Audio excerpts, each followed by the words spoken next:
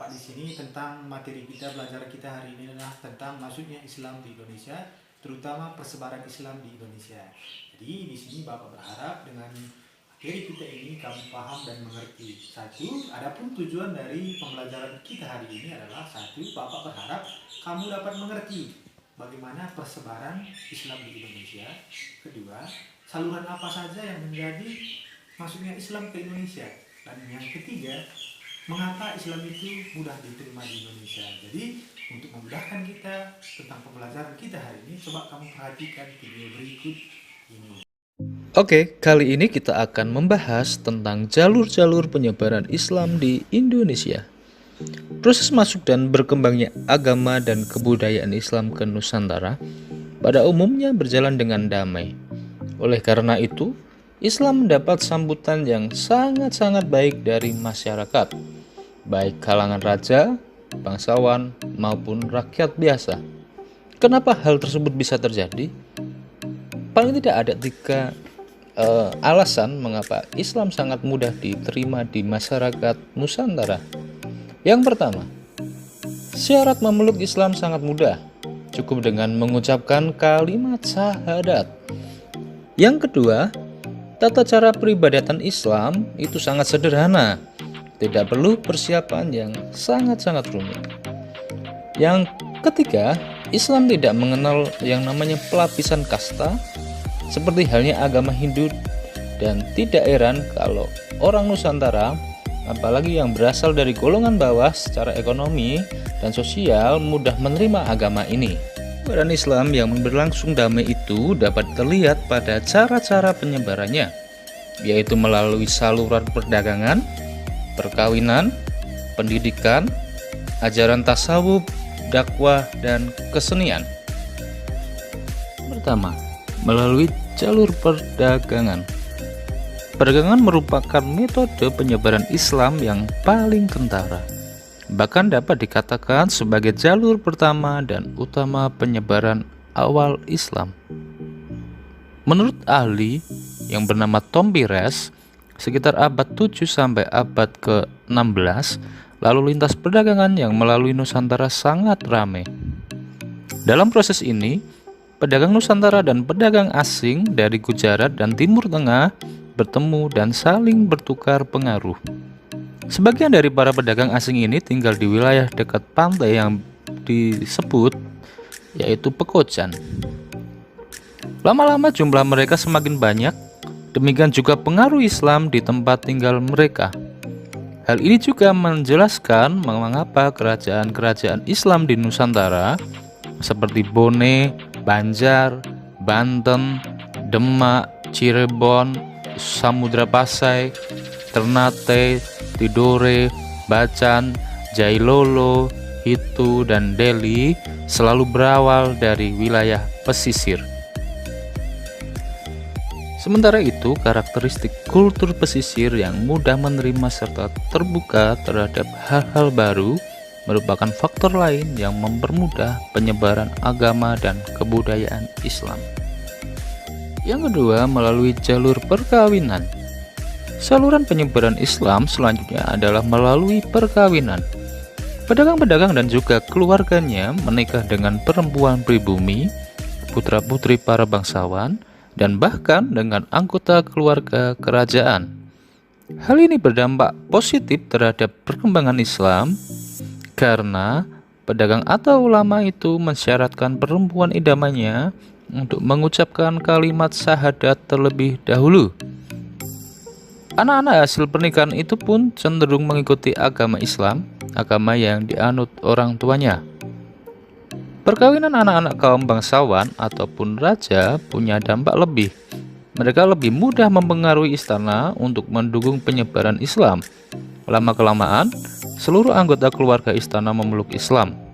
Maka, kerajaan yang tadinya bercorak Hindu-Buddha perlahan-lahan menjadi bercorak Islam. Perkawinan juga tidak hanya terjadi antara para saudagar dan rakyat pribumi atau antara para saudagar dan kaum berdarah biru, tetapi juga di antara putra-putri Kesultanan Islam itu sendiri. Yang ketiga, saluran pendidikan. Perkembangan Islam yang semakin meluas mendorong munculnya para ulama dan mubalik. Para ulama dan mubalik menyebarkan Islam melalui pendidikan dengan mendirikan pondok-pondok pesantren di berbagai daerah. Di pondok-pondok pesantren, kaum muda dari berbagai daerah dan kalangan menimba pengetahuan tentang Islam. Mereka lalu kembali ke daerah asal dan menyebarkan ajaran-ajaran tentang Islam. Saluran ini sangat efektif untuk mempercepat dan memperluas penyebaran Islam hingga ke daerah-daerah terpencil. Pesantren-pesantren awal yang ada pada saat itu, diantaranya yang pertama pesantren Ampel Denta yang ada di Surabaya, yang didirikan oleh Sunan Ampel, dan yang kedua pesantren Sunan Giri juga yang ada di Surabaya, yang didirikan oleh Sunan Giri. Pesantren ini terkenal hingga Maluku. Banyak santri dari Maluku datang berguru pada Sunan Giri, atau para kiai dari Giri diundang mengajar ke Hitu. Keempat, saluran ajaran tasawuf. Tasawuf adalah ajaran ketuhanan yang telah bercampur dengan mistik atau hal-hal yang bersifat magis.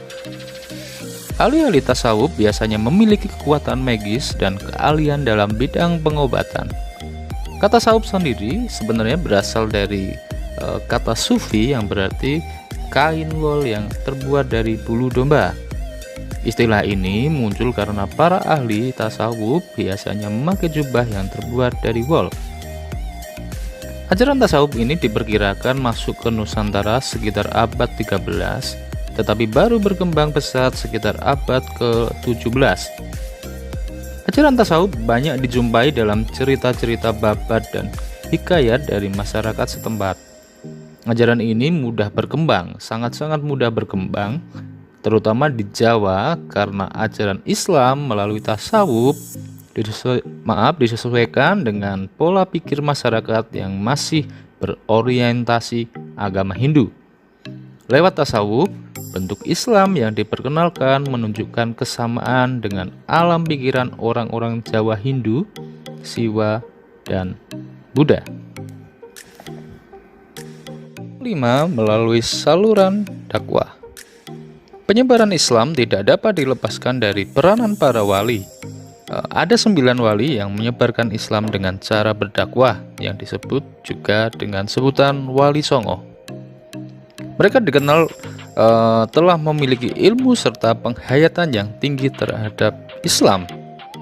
9 wali itu yaitu yang pertama Sunan Gresik, kedua Sunan Gunung Jati, yang ketiga Sunan Ampel, yang keempat Sunan Giri, yang kelima Sunan Bonang, yang keenam Sunan Kudus, yang ketujuh Sunan Kalijaga, yang kedelapan Sunan Muria, dan yang terakhir Sunan Derajat. Mereka mempunyai ciri khas masing-masing untuk menyebarkan agama Islam. 6. Melalui saluran kesenian. Agama Islam juga disebarkan melalui kesenian. Beberapa bentuknya telah disebutkan seperti wayang, gamelan, serta gending. Gending itu adalah lagu-lagu Jawa ya, yang berisi syair-syair nasihat dan dasar-dasar agama Islam. Kesenian yang telah berkembang sebelumnya tidak musnah, tetapi diperkaya dengan seni Islam, dijadikan satu yang disebut akulturasi. Seni sastra juga berkembang pesat pada masa Islam. Banyak buku tentang tasawuf, hikayat, dan babat disadur ke dalam bahasa Melayu. Demikian jalur-jalur penyebaran Islam di Indonesia. Semoga bermanfaat. Salam. Bagaimana kira-kira setelah kamu mengamati video tersebut? Sekarang tugas kamu adalah untuk mengerjakan soal berikut ini. Jadi dikerjakan di buku latihannya, ditulis soalnya, dan ingat, kerjakan dengan bersih tanpa ada coret-coret ya Kak.